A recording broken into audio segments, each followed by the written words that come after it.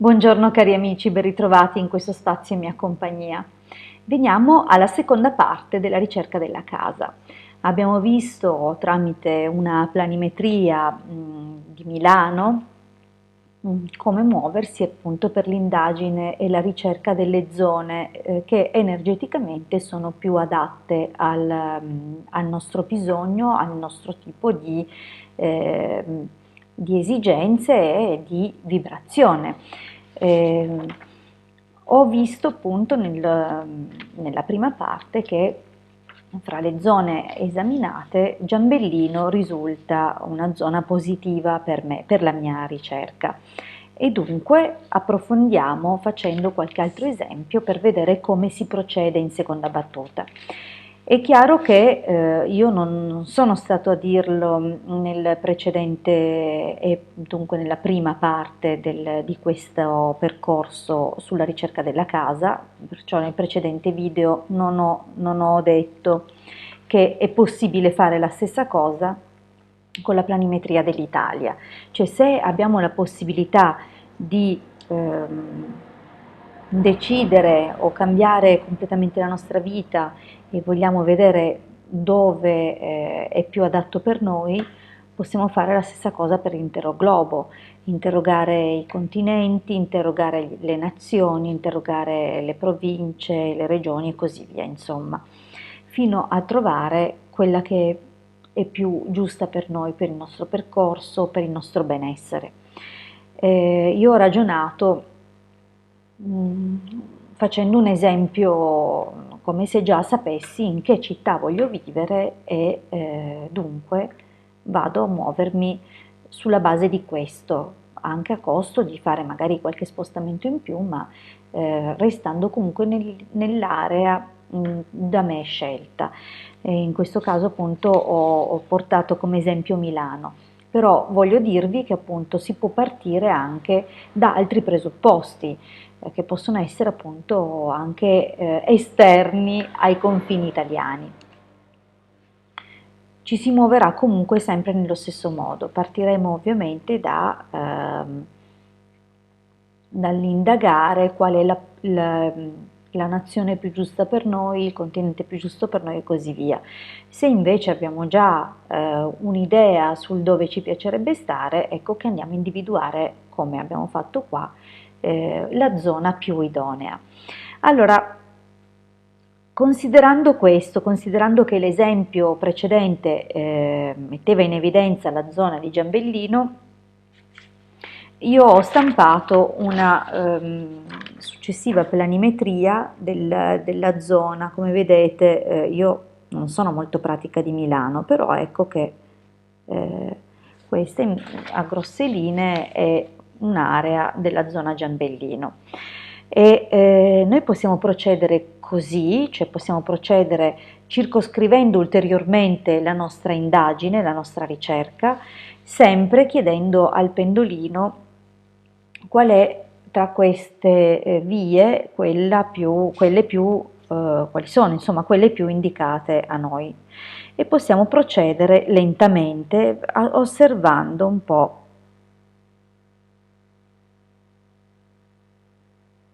il movimento. Ecco, come vedete qua mi dice no, vado più avanti,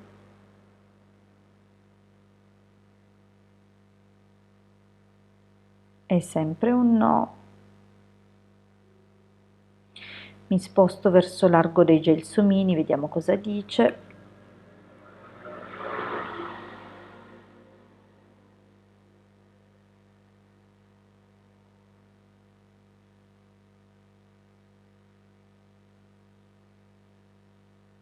Ecco, già qua siamo su un sì, un timido sì. Possiamo continuare, per esempio, qui, Largo Gelsomini, Largo Giambellino, vediamo un pochino.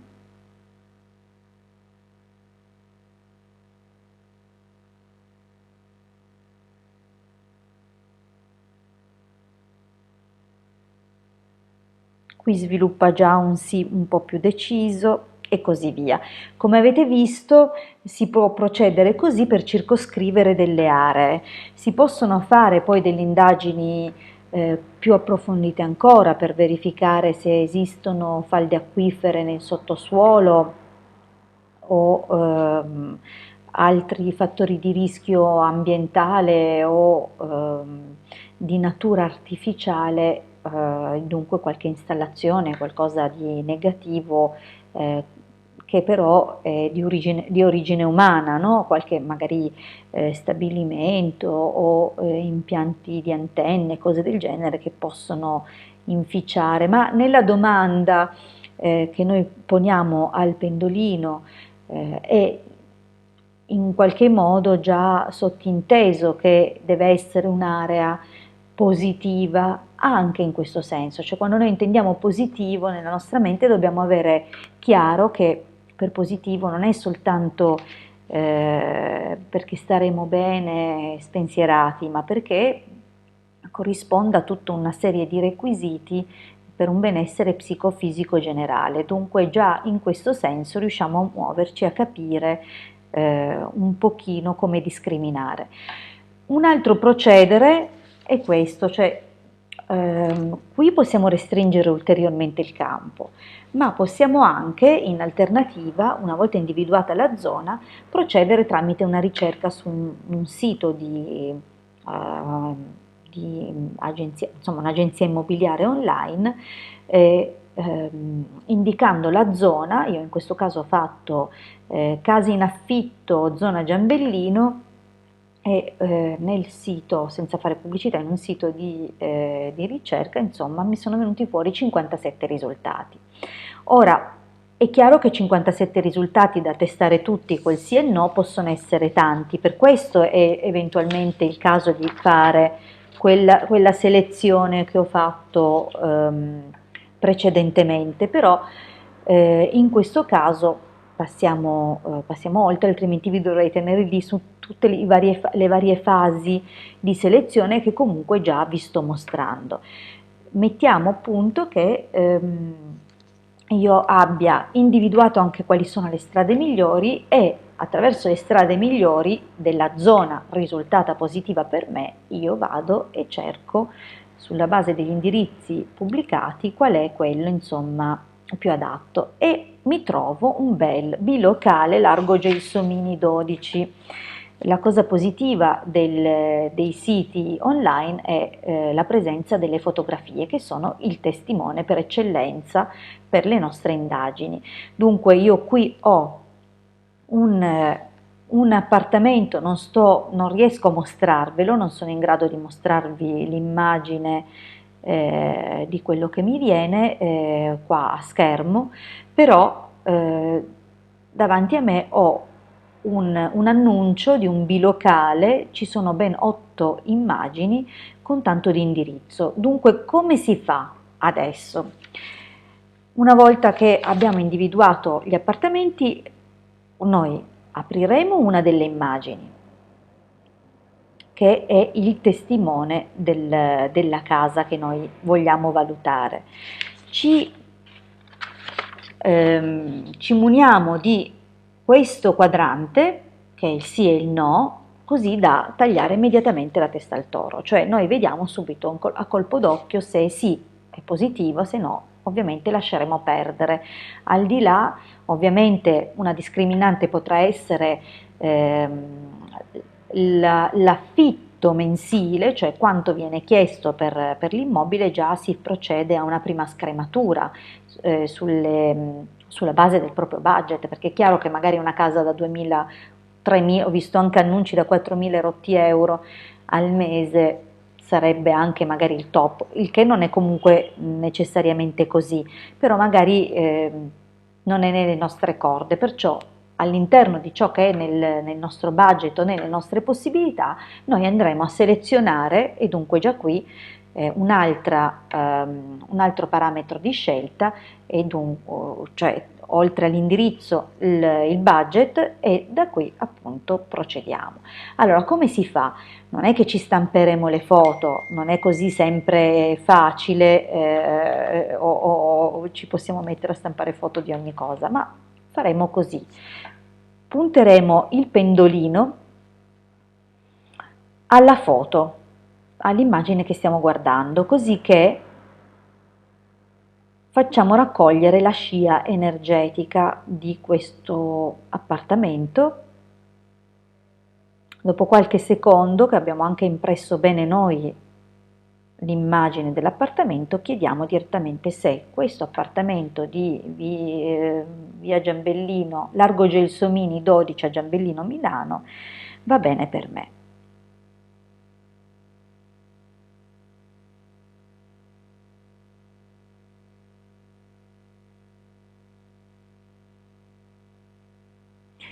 Come abbiamo visto, non lo so se, no, forse non l'avete visto perché era così, vediamo se ora, allora, questo appartamento è buono per me.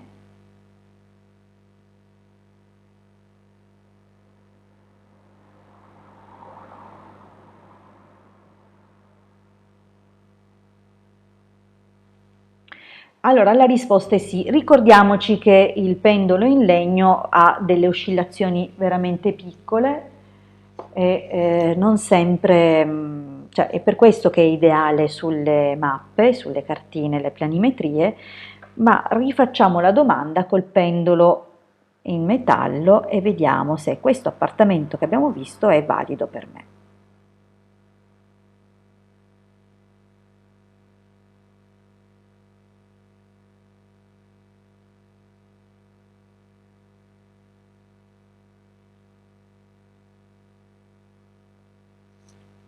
Ecco, ora era decisamente più chiaro, abbiamo visto un bel sì e dunque io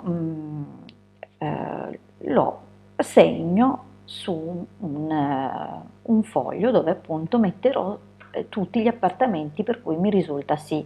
A quel punto sceglierò per un fattore estetico, cioè qualcosa che tra quelli sarà quello che mi piacerà di più e che si adatterà meglio alle mie necessità, ma già così io so che se quell'appartamento è positivo per me significa anche che sarà positivo viverci, oltre che funzionale, oltre che rientrante nel mio budget. Possiamo rivolgere al pendolino molte altre domande, come ad esempio se i rapporti col vicinato saranno positivi, e in questo caso useremo quel circuito per la valutazione. Ne avevamo parlato in altri video proprio a proposito di pendolino, ma va benissimo anche il circuito di valutazione della cura, va benissimo qualsiasi circuito che porti scritto, vediamo se ne trovo uno rapidamente, qualsiasi circuito dove ci sia una scala di misurazione. Ecco, per esempio qua abbiamo questo che è l'andamento del lavoro, come potete vedere c'è una scala da fermo, scarso, sufficiente, discreto, buono, ottimo, eccezionale. Ecco, anche con questo possiamo valutare appunto il tipo di qualità del nostro vivere dentro quell'appartamento o di relazioni che potremo avere con i vicini e così via. Noi possiamo indagare moltissimi aspetti anche solo usando il quadrante del sì e del no con domande a risposta diretta. Vedremo poi nei prossimi video anche come schermare la nostra casa una volta che l'avremo individuata. Faremo comunque altre indagini di tipo radionico, è carino che vediate appunto, come vi dicevo prima, l'esistenza o la possibilità di indagare un inquinamento ambientale, un inquinamento ambientale naturale o di tipo umano, ecco, dove appunto esista l'installazione di qualche apparecchiatura che possa appunto creare dei campi elettromagnetici distorti e non positivi, la presenza di falde acquifere o di corsi d'acqua sotterranei e così via. Esistono appunto dei circuiti appositi che comunque vedremo nel prossimo video. Parte di questa carrellata di video per la ricerca della casa sarà poi anche quello della difesa e protezione della casa. Lo vedremo sia dal punto di vista della radionica e dunque con circuiti appositi e sia dal punto di vista di qualche piccolo espediente magico. Vi ringrazio per avermi ascoltato fino a qui, scusate la lungaggine, ma quando si fanno poi delle cose pratiche si perde un pochino di tempo, che è poi quello che occorre per le ricerche. Vi ringrazio per l'ascolto e a presto alla prossima condivisione. Un grande abbraccio dalla vostra Hildegarda.